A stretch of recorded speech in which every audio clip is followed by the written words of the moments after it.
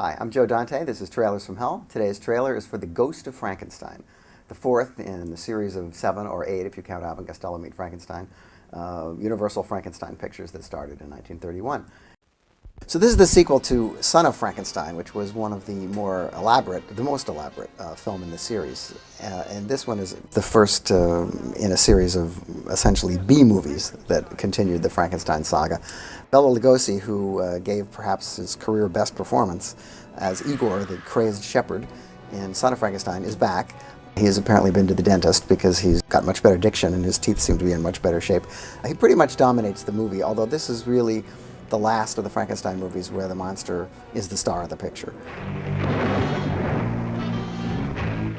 Father was Frankenstein, that your mother was delightful. Even here he's kind of subordinated, but then as the pictures go on, he has to share the screen with an increasing roster of other monsters. The idea here is that Lugosi takes the monster, now played by Lon Chaney, to see Dr. Frankenstein's other son, Sir Cedric Hardwicke, who lives in a town called Visaria, which becomes the go-to place for monsters in the 40s.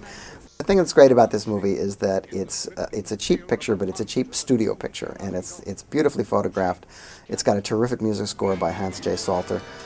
The cast is amazing, considering the fact that this is basically a 68-minute B picture. These pictures really became my generation's folklore, our fairy tales, and we saw them mainly on television because we were too young to see them in theaters. And they never ran the films in the correct order, which is probably a good thing because there were a lot of specific details that were a little dodgy from picture to picture. In a very cool ending, Lugosi contrives to get his own brain put into the monster's head, and then at the end of the picture, the monster speaks in Lugosi's voice, meaning Igor now is the monster for the rest of the series, which we all thought was really neat.